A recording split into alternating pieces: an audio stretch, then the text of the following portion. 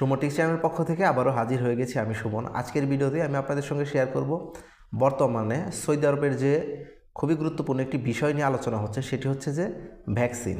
এই ভ্যাকসিন আসলে মূলত কাদের নিতে হবে এবং কাদের নিতে হবে না, এবং নিলেও কিভাবে নিতে হবে এবং কোনভাবে ডকুমেন্টসটি আপনাকে সাবমিট করতে হবে বা দেখাতে হবে, সেই বিষয় নিয়ে আজকের ভিডিওর মূল টপিক। তো চলুন কথা না বাড়িয়ে সরাসরি চলে যাই আমরা মূল ভিডিওতে।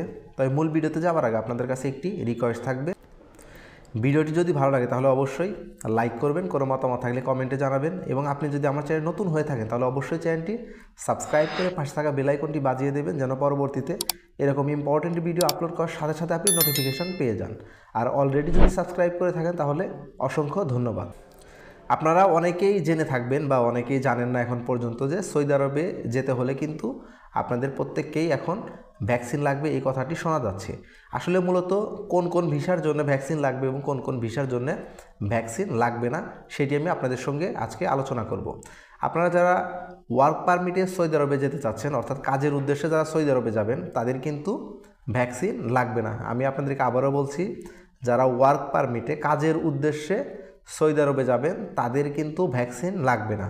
তবে একটি সতর্কবার্তা আমি এই ভিডিওর শেষে আপনাদেরকে বলে দিব, সেটি আপনারা শুনবেন, তাই পুরো ভিডিওটি দেখুন। এখন আসি যে কাদের কাদের ভ্যাকসিন লাগবে। এই ভ্যাকসিনটি লাগবে আপনার যারা সৌদি আরবে ওমরা হজ করতে যাবেন তাদের ভ্যাকসিন লাগবে, যারা ভিজিট ভিসায় যাবেন সৌদি আরব তাদের জন্য এই ভ্যাকসিনটি লাগবে। তারা অবশ্যই ভ্যাকসিন নেবেন এবং আপনাদেরকে ভ্যাকসিন নিতে হবে।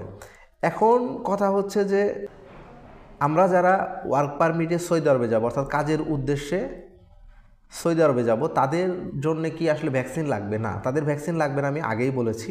কিন্তু এখানে একটি কথা হচ্ছে যে আপনারা যারা বাংলাদেশে ছিলেন এতদিন বা আছেন, আপনাদের যে করোনাকালীন সময়ে যে ভ্যাকসিন নিয়েছিলেন আপনারা, সেই ভ্যাকসিনের যে ফুল ডোজের একটি ডকুমেন্টস অনলাইন থেকে ডাউনলোড করা যায়, সেটি আপনারা ডাউনলোড করে আপনাদের কাছেই রেখে দিবেন। কেন রেখে দিবেন? কারণ আপনি যখন বাংলাদেশ থেকে সৌদি আরবে যাওয়ার উদ্দেশ্যে রওনা হবেন, তখন বাংলাদেশ এয়ারপোর্টে যদি কোনোভাবে আপনার কাছে করোনা ভ্যাকসিনের যদি ডকুমেন্ট দেখতে চায় বা আপনার কাছে যদি করোনা ভ্যাকসিনের যে সার্টিফিকেট সেটি দেখতে চায়, আপনি যেন দেখাতে পারেন।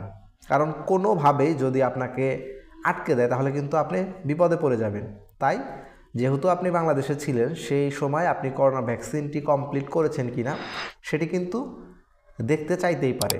তাই সতর্কতার সহিত সতর্ক থাকার জন্য আপনাকে করোনা ভ্যাকসিনের কার্ডটি, অর্থাৎ সার্টিফিকেট যে কার্ড, সেটি ডাউনলোড করে সঙ্গে রেখে দিবেন, তাহলে আপনার আর কোনো ঝামেলা থাকলো না।